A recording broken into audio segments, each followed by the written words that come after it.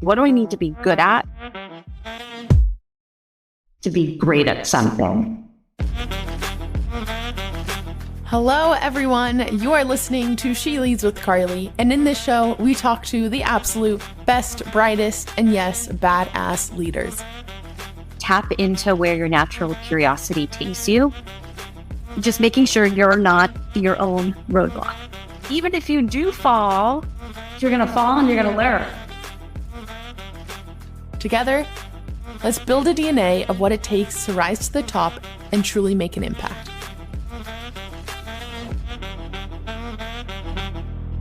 I'm your host, Carly Malatsky.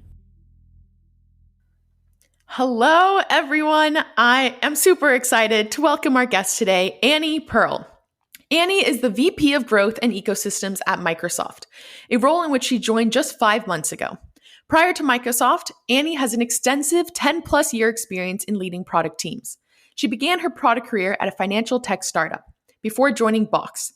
Throughout her time at Box, she rose up the ranks to become the Director of Product Management. Thereafter, she joined Glassdoor, a platform to help in your job search as you read anonymous reviews from current and former employees. Annie joined Glassdoor as a VP of Product and then became their Chief Product Officer. She carried on this title to her time at Calendly. As the CPO, Annie led their core product in helping individuals and teams effortlessly schedule meetings. I'd be surprised if some of you have not encountered an email thread with a response, "Find time in my Calendly." Most interesting of all, likely not, but perhaps, is that Annie thought she was going to be a lawyer, as she received her bachelor's from Claremont McKenna College and shortly after received her JD Law degree from Santa Clara University. So seems like there was some type of pivot at some point. But Annie, it is such an honor, such a great honor to have you on the show. Thank you for coming. Well, thank you for having me, Carly. Of course. So first, set the scene for us. Where are you in the world? I mentioned this to you previously, but your background seems like it's a bit stormy out there. But yes, what's going on? What's your work setting like too?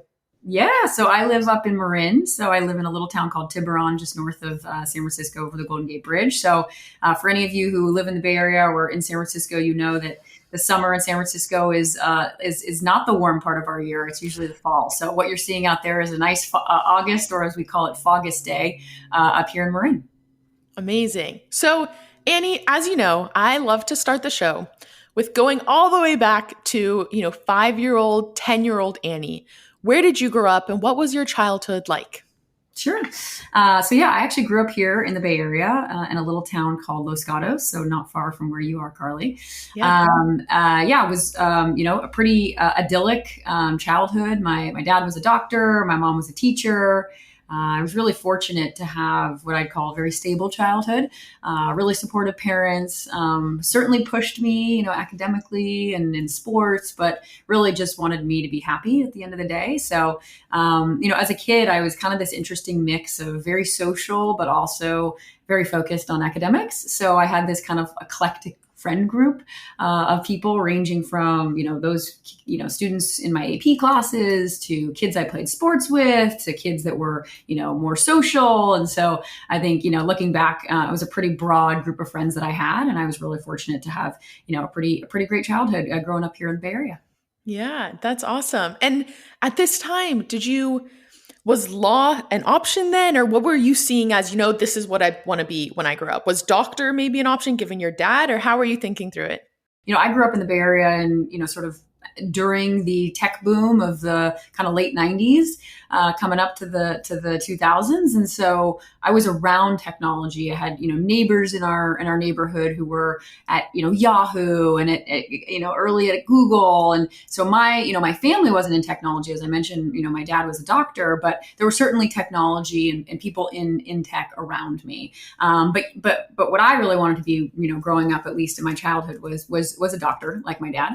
And so I sort of had intentions to do that until I went to college and realized, chemistry and biology were not my favorite topics, like many folks realize. And so, I made the decision pretty early on in my college career that, being a doctor was not going to be the path that I was going to go down. And, to be really frank, I don't know that I necessarily said I want to be a lawyer. That's absolutely the career I want. I think it was a bit more of a I'm graduating. I got to figure out what I want to do with my life. And, being a lawyer is a really great, stable career choice. And so it was more of this feels like a logical thing to go do rather than, me having a ton of passion around that being the career that I necessarily wanted to go embark on. Yeah. First of all, I can very much relate to the sentiment of, being a doctor. Also, my dad's a doctor, went to Stanford thinking, you know what, I'll be a doctor, took chemistry, realized, nope, No. I don't want to do this for the next 13 years. So definitely relate to that.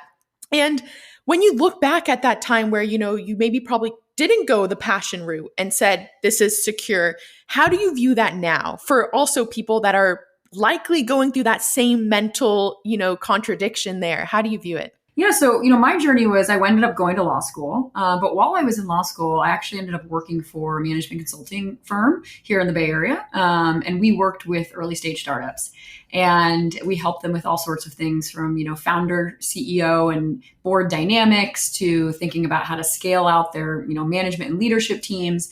There's a lot of organizational psychology, which actually ties back to my undergraduate work. And so I found myself in law school going through the motions and enjoying the intellectual sort of task of learning law, but I was finding myself spending all of my extra time in this, job and working with tech companies. And so, I decided after passing the California bar and graduating that I was going to go join an early stage tech company in a pretty ambiguous role. I was fortunate enough to join a company that we, needed a lot of regulatory approvals. So the fact that I had the law degree was actually quite beneficial.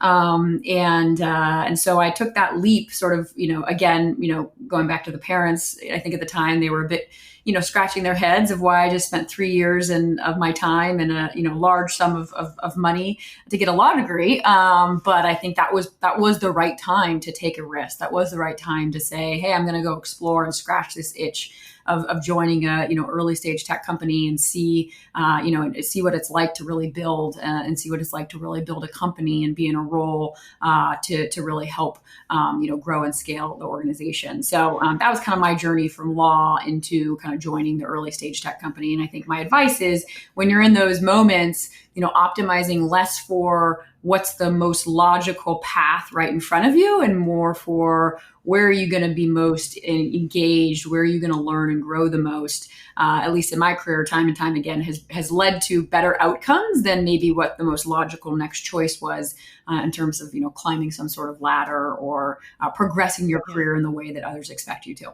I love that. And I can't skip the fact that you ultimately did decide to take the California bar. Was that almost a safety net to have, you being like, you know what, if all else fails, I could go back to law and practice in California? Yeah, I think it's probably twofold. I think that absolutely was it, right? Who knows what's going to happen with this tech company and having the California bar, will be a good thing I can fall back on. I think the second is, legitimizing the degree in a way that when you're sitting at a table around, a bunch of investors trying to raise capital and you sort of go around the room of the founding team and say, what's everyone's background here? The ability to say that I am a licensed attorney in California, I think brings a level of, gravitas that having had no other work experience was really beneficial in some of those early days. Building on that, I want to now go to that moment where you're joining a small startup, the riskiest, arguably one of the riskiest career paths to take early on in your career as well. And my fascination, and I listened to a podcast that you were on and you talked about this, how you ended up being in a product role at this startup. Beyond just having this law degree, behind you and having that badge, it still ultimately is pretty different than a product role at a fintech startup. So what points do you think almost sets you up to succeed? And also, the founders to have that conviction in you. How did you almost convince them that, you are a good fit? So I think in those early days, and I'm talking, there are 4 of us and an idea and raising money. Yeah. The really what you're looking for is athletes and generalists who can wear lots of hats and basically day after day move the ball forward. And you eventually going to need to hire engineers, you need to hire marketing folks, you might need to hire a sales team, but really in those early days of early ideation, you're looking for a group of people who can, all collectively work together to day after day, lay brick after brick and move the ball forward. And so it almost benefited me that I didn't have, some clear background in marketing or sales or whatever it might be, because that really those weren't even created yet, right? We were in that kind of early phase of trying to get regulatory approval to be able to even operate this business, which is where the law degree came in handy. But then beyond that, just this ability to adapt and do whatever it would take. Go find new office space, go buy desks from the store to make sure that everyone had a place to sit, to go talk to customers and prospective customers to figure out what's the product solution to solve this key pain point that we, are sort of founding the company around. So I think, in those early stages, it's actually the ability to be more of a generalist and be someone who's willing to do whatever it takes and to wear lots of hats in order to move the ball forward. I think was more important than, sort of some sort of clear background that I was bringing to the table. Yeah. And take me a bit through that experience. What was it like working at a startup? Did you ever have that moment where, what the hell am I doing? I need to go back to being a lawyer? Or were you actually so energized and it was incredible? How was that experience like? The best way to describe it is peaks and valleys, right? There's days where you sort of can see how everything's going to fit together and how this thing could really be something. And you take those good days and you bring that optimism and you put it in a bottle for all the other harder days where sort of nothing's working and you're not getting the regulatory approval. You haven't closed the customer, the product's not fully built or is not working in the way you want. And so, I think it's very much peaks and valleys. But what you have to really enjoy is building. And that means sort of, testing and iterating and learning and adapting, because again, it's a very dynamic environment in those early days. You're really throwing lots of things at the wall and you're seeing what sticks. And so you have to be someone that's okay with, ambiguity and you're okay that things may be one way 1 week and then 2 weeks from then, we might find new information and change our strategy. So it takes, a lot of adaptability and a lot of openness to testing and iterating and learning. Looking back now at your career, as you've, traversed through the entire product life cycle at many different companies at different titles, when you are looking at hiring early product managers, is that something you can test for, of being able to deal with this ambiguity?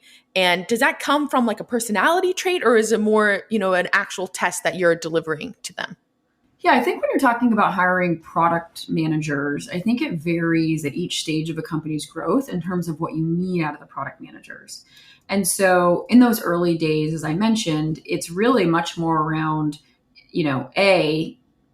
throwing a bunch of things at the wall and seeing what sticks. And so it's doing one thing 1 week, not other thing next. And when you start to see signs of product market fit, then you sort of move into a phase of, okay, now it's working and I got to scale this thing and I got to make it predictable. And I got to make sure that, we have a clear roadmap and we're executing against that roadmap. And then you kind of move into a phase after that where, the first thing that got you, product market fit and the company off the ground is working. And now it's time to think about new growth levers and, thinking about new products, new channels, new geographies. And so, each of those phases requires a different kind of skill set. And I think it's really important, just as much important as you're hiring for those skill sets as it is for the individual, the product manager, to really know what they want to be doing, what's the type of work they want to be doing, and therefore what stage of a company's growth is best going to fit with what they want to be doing. So if you're someone who likes process and rigor and structure, then an early stage startup in a product role is probably not going to be for you. Right. But if you're someone who really likes that sort of early ideation and experimentation, you may get frustrated at the sort of later stage product roles that are much more about accountability and predictability and, growing and scaling the thing that's already been created. And so I think it's really important, both as the hiring manager, but also as a product manager, to understand what's needed at each phase of a company's growth, and then match, both as the job seeker, match to the right opportunity. And then as the hiring manager, make sure you're testing for those types of skills in the interview process. Yeah, it's super interesting because I think also from the hopeful product manager, you start to get lost in the, sexy startup and this is exciting. But again, it goes back to, are you equipped and excited by, not having structure and having this, ownership that you need to take on. So Annie, ultimately, you decide to leave the startup and join Box. Walk me through that process. At what point did you realize, you know what, this is time for me to pivot, and what attracted you to Box? Sure. So we spent about 4 years, at the startup, building multiple different products, trying to basically help create a private market for stock, right? So a private company market, private share company market. And, we raised several rounds of capital. We built these products. We'd found some early signs of product market fit. We had some customers, we had some revenue, but after several rounds of funding, we all sort of came to the conclusion that, we haven't seen that sort of escape velocity. When you know it, of, all right, we got something here. It's working. Now let's go raise more money and grow and scale it. And so we ultimately decided not to raise more money and to kind of wind down the startup and kind of all go our separate ways. And so that's when I explored new opportunities and was fortunate enough to land at Box. And I, joined originally as a product manager on the enterprise product management team at a really interesting time in Box's growth. So, if I think about Expert Financial, it was very much early stage, 0 to 1. How do you get a product off the ground? How do you find product market fit? And Box, there was very clear product market fit. We were a couple hundred people at the time, doing double digit in millions of ARR. And it was really all about scale and how do we had this thing that was working. And Aaron's, vision was let's move up market and capture as much, enterprise market share as possible. And so it was a really interesting, dichotomy from the early stage where, we had something working, and now it was like, how do we capture as much market share as possible? And we'd identify that enterprise was where we really wanted to double down on. And from the outside, it could look like this is where you started to find your groove, that, you are a product leader or product manager. Would you agree with that? Was that true? Or were there moments of, this is still freaking hard and there's a huge learning curve still? Or what was coming natural to you and what was actually a bit of friction? Yeah, it's interesting. I remember thinking going into that role, all right, what I just did over the last 4 years was, I don't want to say fake product management, but I made it up. We were just building. We had engineers, we had product managers, we had designers, and we were just building.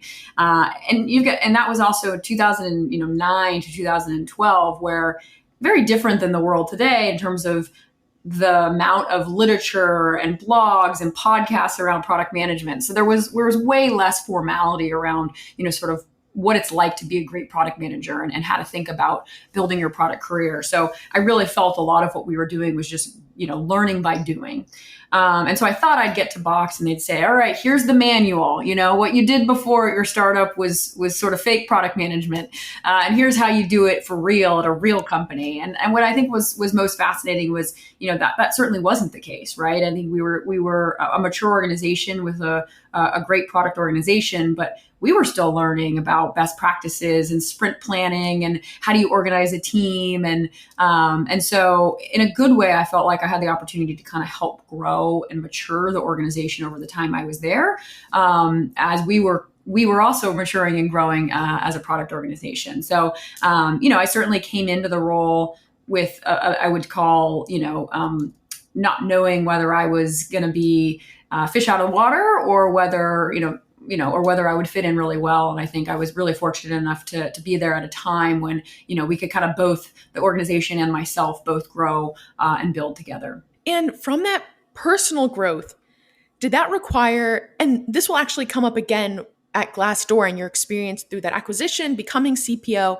but at Box, did that require some self-advocacy or, personal, I want to be the director of product management? How was that process of going up the ranks throughout that experience? Yeah, so I'd probably say, more so even than self-advocacy, I can attribute a huge part of my progression, my time at Box, to really two of my managers during that time, who both really took the time to understand my career goals and actively create opportunities for me to, lean into projects or own different product areas that were maybe technically beyond my scope or, not in my job description, but they knew that these would be the types of experiences that would really help unlock doors for me later on. So I attribute most of my growth, to be really honest, to the leadership and to specifically my managers during my time there. I think, in terms of self-advocacy, I certainly had to be really clear on what my career goals were, right? And I had to be vocal around, oh, hey, I see this opportunity over there. Any potential for me to lean in and play a role. But I think it was really ultimately both the managers I had who had a big hand to play in my ability to progress during my time there. And I think it's important to note about that piece of actually being vocal about it. It's very easy to internalize your personal and professional goals, but taking that next step and telling your managers like, this is where I want to get to, is actually a whole new step that people have to take on. And specifically about that manager piece, is that something that you knew and you optimized for in that interview process before Box? Like you knew they were valuing your growth, or is that something you serendipitously and luckily had? Yeah, definitely more on the serendipitous and luck. And in fact, both the folks were not even really the people who were involved when I got hired into the role. So I'd say very much serendipitous. That said, this is something I actually, give advice on a lot, which is people tend to optimize when they're thinking about their next job or what role to take around company mission, around the product, around the charismatic CEO. And at the end of the day, the thing that's the number one predictor of your ability to really be successful and be happy and grow in your role is your direct manager. And so advice that I often do give to folks as they're thinking about transitioning to new opportunities is, you should be just as selective around your future manager as you are around, as they are about you and above all else in terms of other criteria as you're thinking about your next opportunity. People, the saying goes, right? People don't leave companies, they leave managers. But I think it's the inverse of that is more important, which is your manager is the one who's going to be most directly able to help advocate for you on your behalf when you're not in the room, to unlock opportunities for you that are in line with what you want to do, longer term. And so, I guess to close out on your question, I got lucky. It was serendipitous that I got two great managers. But from that experience, I then was very, particular in screening as I thought about roles I would take on after, and certainly advice that I give to folks as they're thinking about transitioning. Yeah. I don't know if challenge is the right word, but I do want to challenge that in the sense of you hear a lot, even from, being a student athlete in college. Oftentimes you hear the coach is important, but it's not the end. It can't be the only factor. And so from a manager perspective, I also can't skip the fact that, they could leave and they could transition and you can get a new manager. So I guess how do you balance that? Even though you did mention it a bit, but how does that come into play ultimately? Yeah, I think it's a great point, which is, you shouldn't bank on the fact that your manager who's hiring you into a role is going to be there forever, let alone for another month or, quarter. So I think it's important to be realistic about that.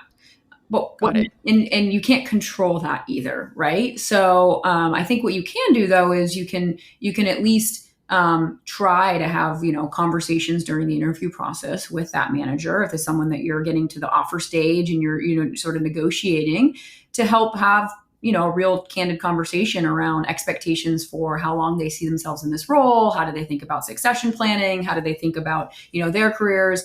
And while, they may not be able to give you all the information, they may be able to signal to you and sort of, give you ways to sort of read between the tea leaves as to what their intentions are. So sure, there are things that are going to be out of your control, but the things that are in your control are certainly who that manager is on day one. And I do think you can do some work as part of the interview process, as part of back channeling on your, future manager to get a better sense of, how long may they or might they not be in the role. And before we go on to that now transition to Glassdoor, I'm curious what you think. How important is it for that pure passion of the product? Right? So you worked Box, Glassdoor, Calendly, a lot of these, they're all well-known products, maybe some sexier than others, if you will. But how do you think of that as being a product leader at these companies?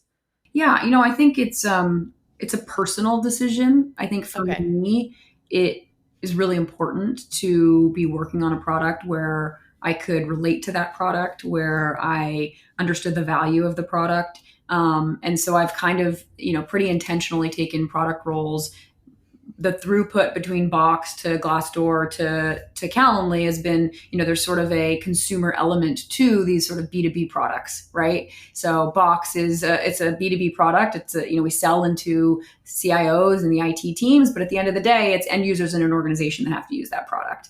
Glassdoor is really a consumer company, right? There's the Glassdoor website that millions of users go to every month, but it's a marketplace business. So there's a B2B side of it, but it really is a consumer product at the end of the day. And without the consumers, there is no business.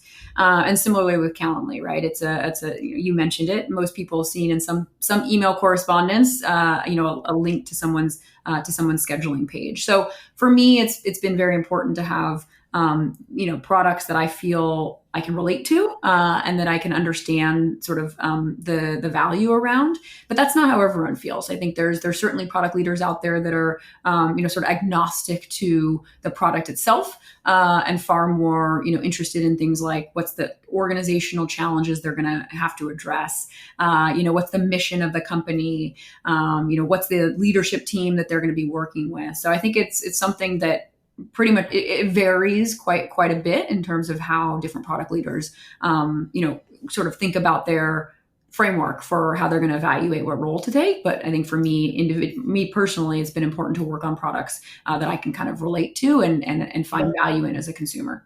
Through that process, you ultimately go to Glassdoor and become the CPO. I'd love to hear that process, and even more so, did you always have, CPO in the back of your mind being like, this is what I want to ultimately get to? Yeah. So spent 4 amazing years at Box, was, there through a time of rapid growth. We went from several hundred to several thousands of people. We went through an IPO. We went from, single product to multi-product portfolio, and really got to a place after those 4 years where, things were going great. I loved the company. I loved the role. And at the same time, I'd felt like, okay, I've learned so much over the course of these 4 years, right? Going back to our conversation of coming in as a PM saying, where's the handbook for how to do product management, to, having the ability to lead product teams. And so what I really wanted to do was go back to a bit of an earlier stage company and kind of do it all over again, and do it from a place of, senior leadership. And so Glassdoor was this really unique opportunity where, as I mentioned, they're really a consumer business, but they're also a marketplace. And so it's both, driving end users and job seekers to the Glassdoor website, and then, basically building monetizable products to sell to employers like job advertising and display advertising, that, allow Glassdoor to sort of be this connector between the job seeker and the employer. So as I was kind of thinking about that, there were, it was going to expose me to a new type of business. It was in my wheelhouse because I was leading B2B product, but there was this bigger ecosystem at play because it was this marketplace with a consumer aspect. So I knew I'd be able to learn from the dynamics of this very different type of business. And then also, that it was the type of company that was growing and scaling fast, similar to what, sort of the Box journey. And so I knew that joining at that time would likely lead to additional opportunities over time at the company, because it was just growing so fast that usually what happens is, leaders need to take on more and more in order to be able to keep up with the pace. Amazing. And so ultimately Glassdoor gets acquired, and there was almost that, middle ground of who will be CPO, if I understand correctly. But walk me through that process where you ultimately got the chance to be CPO. What was going through your mind once you had this opportunity? Yeah, sure. So I was there for about 18 months, and in the role leading B2B product.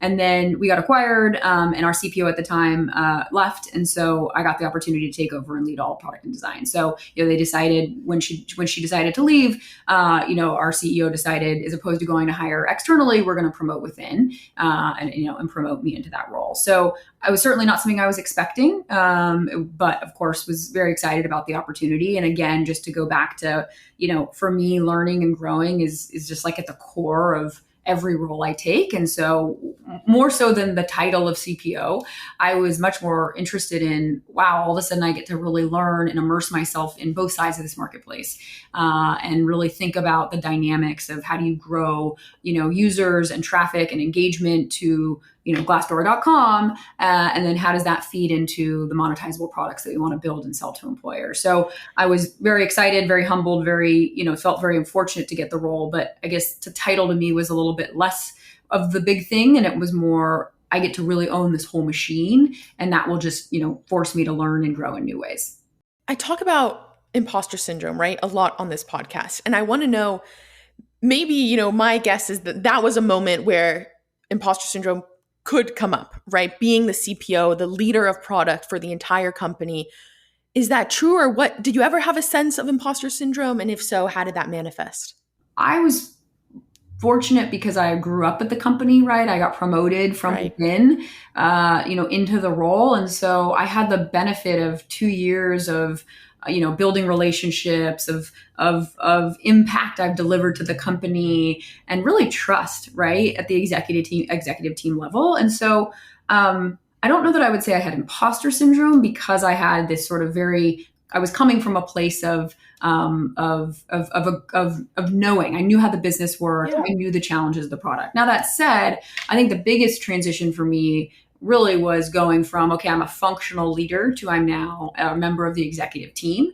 And that is, your job goes from, I got to make this part of the company successful, to I got to think about this whole business. Right. And I need to think about company strategy, and I need to think about, how does this team most effectively operate together and collaborate together to drive the best outcomes for the whole organization. So that transition was certainly real. And there were probably pieces of that, I would say, where I had imposter syndrome, right? All of a sudden I'm expected to have opinions about our strategy around, HR, or strategy around global expansion, or, and so that probably is where maybe more of the, I've never been in a position to have, have to be having an opinion about these things. And now that's expected of me in this role. And how did you navigate through that? Was that, doing some work on the side after work, research, talking to people? How did you really navigate to feel confident on that executive piece and the strategy piece? Yeah, I think, part of it goes back to, I was fortunate that I already had relationships with, everyone on the exec team. So it was more of a, I felt comfortable going to, our CMO and saying, hey, I want to better understand, your plans around X, and, how that relates to what we're doing in product. And so I really leaned on that team, but I was coming from a place of having strong relationships there already. So that was probably one piece. We also, gave every exec on the team an executive coach. So I had the opportunity to work with a great coach who really helped me, kind of through that transition time as well. And then, reading, talking to folks in my network, and doing as much sort of side work to really learn the role. But I'd say the transition really is one that you kind of have to do in order to realize all the things that are now required of you or expected of you, and the mentality shift of how to think about, I'm not just leading this function, but I'm actually a member of this executive team. And Annie, when you consider the CPO role, what are almost the 3 must-have qualities that CPOs embody, or at least learn? And where are actually the faults and things that CPOs tend to miss, but they need to do? So I'd say in terms of must-haves, I think the first one is, you have to be able to articulate a winning aspiration, right, around what's the future that you want to create with your product. So storytelling becomes a critical attribute for every product leader, right? You need to be able to create and paint a picture of where the product as well as the product organization is going. So I think that's the first. I think the second is you got to be able to rally everyone around that winning aspiration. So storytelling alone is not enough, right? You need to have sort of leadership skills to inspire and motivate and shepherd, everyone, so that they're all rowing in the same direction towards kind of this winning aspiration. And then, I'd say a third, analytical rigor is really important, right? All great product leaders are going to be able to, be able to understand when is it working, when is it not working, identify trends in the business, and really use this data to inform better decision making. So it's not just good enough to have, good product craft and great ideas and vision. You need to be able to also ground that in data. And so it's kind of this, 2 sides of the same coin.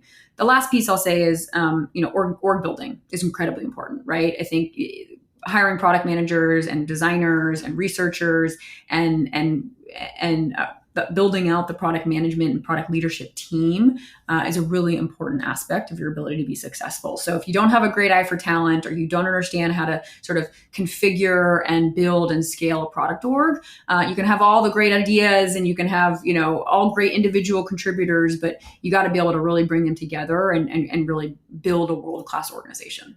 And where do you think CPOs actually fall short? And almost like the most common mishaps, or at least misunderstood aspects of the role? I think probably for any leader, but maybe in product in particular, people have playbooks of what they've done in the past. People have things that they're really comfortable in, and you have to be able to adapt to the needs of the business and the needs of the organization and the needs of the customers today. And so if you're, a leader, and this is leaders or CPOs who are better in peacetime versus wartime, and you join an organization as a chief product officer during wartime, those playbooks for peacetime are not going to work, right? And I think people who struggle, either don't recognize the reality of the situation that they're in, and therefore don't sort of tweak their leadership style or what they focus on in order to adapt to the realities of the situation. So, and that's everything from, I worked at a consumer business and now I'm in a B2B business. Well, I'm probably going to need to adjust the way I think about product strategy, right? Or, in that example, like I came from a company where during, the boom of 2020 to 2022, and now I joined a company and it's wartime. And so I got to think about how I show up as a leader and how I think about our product strategy and our execution through a different lens. So I think most product leaders, but really leaders in general, struggle when they don't adapt. And they just take like their playbooks from previous roles and they just sort of, rinse and repeat versus adapt based on what's most needed for them in the role. Wow, super valuable. And from my understanding, as a CPO of Glassdoor, you then start to get a lot of inbound of, CPO at other companies, different C-suite exec roles. And so ultimately, you end up going to Calendly. Walk me through that process. What excited you about it? And even more so, how did you determine, with Glassdoor, you knew the CEO, you knew the exec team, you had that, fortune to have that connection already. Whereas at Calendly, it's kind of going into a black box, if you will. You don't necessarily know so much. How did you navigate that? You're spot on. I think once you sort of, have the CPO title, you get a lot of inbound, which is, obviously a very, very fortunate place to be and something I never take for granted. What really, for me, I'd been there, it's a similar story to Box. I'd been there for 4 years. I'd grown up in the company in many ways. And, post-acquisition in the CPO role, we were in a really great spot. We had a fantastic parent company. And we were really, the direction was to grow a certain percent year over year and really, continue to drive the train forward in that mode. And I think, this again, common thread of my career is I get really uncomfortable when I'm comfortable. And so, I think there was an element of uncomfortable. I know how to do this job and it's a wonderful job. And but I'm ready for a new challenge. I want to grow in my skills in different ways. And so once again, decided, all right, I'm going to go back to a bit of an earlier stage company, this time now in the CPO role from the beginning. I got very clear with myself on the stage of company I wanted to join. So kind of going back to what I referenced earlier, I really honed in on this late stage growth company, where, call it 50 million to 100 million in ARR, growing real fast year over year. And the reason I like that stage is, what got you here won't get you there.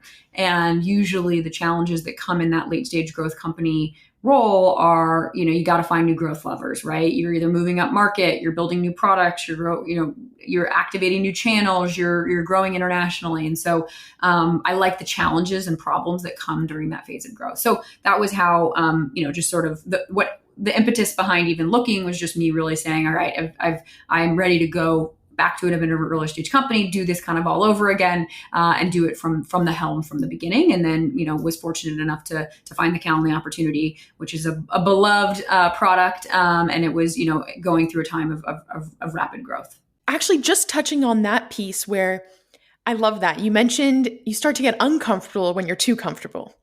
And there's a lot of tremendous value in that, but it's very easy to stay comfortable and to just go through the motions. do you have almost active tools or mindset that you have to say, okay, Annie, am I getting too comfortable? Do I need to move on? Or how does that actually come to fruition for you? Yeah, I think it's a bit more innate, right? Like I find myself um, getting to a place where I know how to do my job, there's, I'll look at a week and go, everything here I've done before, and that's all good. Right. But where's the thing that, ooh, I've never done a problem like that, or I've never worked with a team like that, or I've never led or managed a function like that. And so I can tell when I'm getting to a place of sort of like sustainability in terms of my own personal growth and learning and challenge. And that's where I start to get sort of uncomfortable. So it's more around, when I find myself going through, some time period where I've done the work before, and I'm not finding myself learning new things. And that's where I know it's sort of, all right, I need to have a conversation first with my manager to say, hey, are there other opportunities here at the company? Are there ways to grow my scope? Are there ways to, put me on a project to help kind of ignite that? So the first step is not go find another job. I think the first is, have conversations internally to figure out how to continue to learn and grow in my, in an existing role. And then, ultimately look externally if that's, if there's no opportunities there. No, that's great. That's super valuable. And then at Calendly, what was almost the unexpected things that happened? What was the most challenging aspect of going into a CPO role at a new company? Yeah, I think there's a lot of differences between my CPO role at Glassdoor and Calendly that I think I knew, but I don't know that I don't know that I fully articulated before. You're like, oh, I'm already a CPO, and now I'm going to a CPO role, and those things will probably be relatively equal. But the reality is, I already touched on the fact that I came in. I was already at the company for a while when I got into the CPO role at Glassdoor, so I was kind of coming from a place of reputation and trust. And then when I came to Calendly, I was brand new. So there was a lot more of a longer ramp time to both learn the product, learn the business, but also to build that trust with the executive team, with my CEO. So I think that was the first, was just this difference between having gone into the role with a reputation already built versus, the first 6, 9, 12 months are going to be me establishing myself in this company. So I think that was the first. I think the second is they're actually quite different businesses, right? Or there's a lot of differences between the companies. So Glassdoor, again, we talked about, was a marketplace business, right? There's consumer, there's B2B. Calendly, which was really pure kind of B2B SaaS. We had Glassdoor go to market we had a large sales team and a direct selling motion. Calendly is all PLG. Glassdoor, at the time when I left, we were mature kind of product and organization, kind of more in that, stable mode. And then Calendly was in much more of a build mode. And so, I lay those out to say, there were very different challenges. I had to flex very different muscles as I transitioned from Glassdoor to Calendly. And I think if I had tried to just rinse and repeat a little bit of what we talked about earlier, the same playbooks, I probably wouldn't have, set myself up for success, because the challenges and the realities of the business were very different than the one I had just come from. And ultimately, you spent a little over 2 years at Calendly. And as you were thinking of your next role, I have to ask, right? You started at a startup, saw that fail ultimately, and saw the messiness and excitement that comes with a startup. And then you embodied this entire new product track. Oftentimes you hear, a product leader is the CEO of a product and the founder of a product in many ways. Did you ever think of yourself as a founder and say, you know what, I'm going to go from 0 to 1 and start my own thing? It's a great question. I think my experience at sort of as part of the founding team at Expert, in a good way, taught me how much you have to have tremendous passion and sort of commitment to the early stage startup. And I've, yet to find an idea, for example, or a problem space that I feel so passionate about that I want to go start my own thing. So it's always in the back of my mind, but I think I've seen so many startup founders who, start with an idea and, sort of without that passion and without the commitment to the ups and downs and the peaks and valleys, it's a really challenging path. So, so I've thought about it, but I think I have my bar for doing it, I think is actually much higher than it would have been had I not had that experience at Expert. I love that. And I think about that a lot at Floodgate, VC fund, we see a lot of founders, like it is freaking hard to found a company. Right. And, going through the inevitable downfalls and failures, whatever you want to call them, to get through that, you need that strong passion. So I think what you said, that resonates with me so much. I love that. And ultimately, you are now at Microsoft. You're 5 months in, fairly new role. Tell me a little bit about that and what's excited you about it. So had a great run at Calendly, and as we kind of touched on, it was a pretty big build. I inherited a small team. I think it was maybe about 10 people, grew that to, about 60 people over 2 years, no product leadership team to a product leadership team, it was a lot of build. And then, we're sort of getting into a place of execution and, things moving. And I sort of, pick my head up like I do and sort of go, all right, where's my next sort of growth curve going to come from? And, sort of was looking for, how do I find an opportunity that's going to give me not just product management and product leadership, but something broader. And so got this really unique opportunity to lead our growth and ecosystem team within the cloud and AI group here at Microsoft. And so the role is really, the mission is how do you help basically get students, developers, and startup founders all building on Microsoft's cloud and leveraging our AI technologies. So 3 different audiences, really trying to get them to discover and engage and grow with Microsoft's cloud. And so there is product and design and engineering, but there's also partnerships and marketing and programs and data and, customer success and a whole range of functions that, was really interesting to me to think about how to take the product lens to this challenge around helping these audiences grow and discover and grow with Microsoft's cloud. And then for me personally, to have the opportunity to really, lead this as more of a general management type function, where, ultimately responsible for the success or failure of how many, startup founders are we ultimately building on Microsoft's cloud. And so it was sort of the perfect next role, which was to give me broader leadership opportunities and broader ownership over additional functions. And again, following suit with, being uncomfortable in a very growth oriented mindset, which is amazing. And Annie, it seems it's very clear that you seep this drive and hustle to learn and grow. And you're also a mom of 2 young kids. How do you balance that of being a driven mom? Have you ever had to compromise your career because of that? I'm always fascinated by this. Yeah, I think my short answer is, and there's like this great Shonda Rhimes quote. So I'll take it from her, which is like, you don't ever get to do it all at once, right? Like if you're killing it at work, you're missing something at home, right? And her example is her kid's bath time. Or if you're at home, working on your kid's Halloween costume, in her example, then you're missing a deadline for the script she's writing, right? So that resonates with me so much in terms of you can do it all, but not do it all at once. And you're always going to be doing one thing well, and the other thing is going to not be perfect. And I think it's getting comfortable with that as the most important thing, because you're not gonna be able to do it all, and so that's something I try to remind myself about on a daily basis. In terms of career, I had children much later in my life, and when I was established in my career. So when I had my first son, I was in the CPO role. I went out on maternity leave and then got promoted into the CPO role while I was on maternity leave, which is fantastic.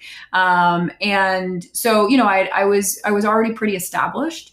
I think and I think that benefited me greatly, right? Because by the time I was already sort of in the role that I was in, I didn't have to worry as much around, well, if I go take, 3 or 6 months off for maternity leave, that's, half a year, I'm going to miss the next promo cycle. And if you do that, over a 4-year time period, because you have 2 kids, you've now missed almost a year out of those 4 years, out on maternity leave. And so I think there's a real a real challenge and setback that can happen, or elongating, I should say, of career growth, that happened to women. And so I was, at least fortunate enough and waited long enough to, do it later in my career, such that, I had already kind of gone through some of those earlier kind of mid-stage career, elevations. So for some more fun questions now, if you will, what craft are you spending a lifetime honing? You just mentioned it, but raising kids, right? I think it's one of those, you can't describe it till you do it, and you're always learning.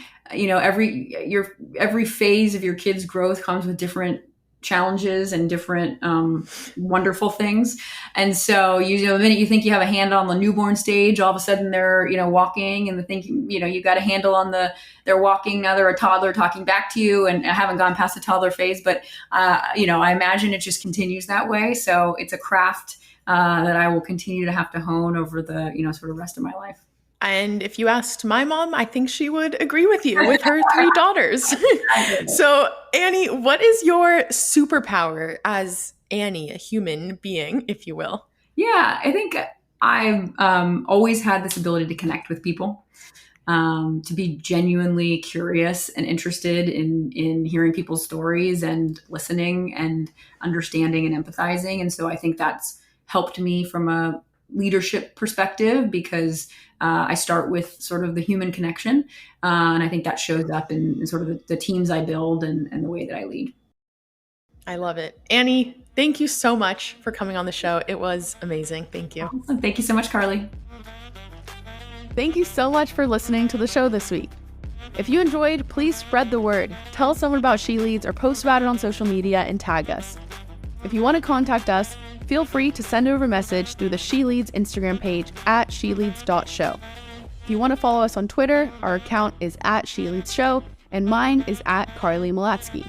This episode was produced and edited by Nick Verschow. Thank you also to our partner, Floodgate.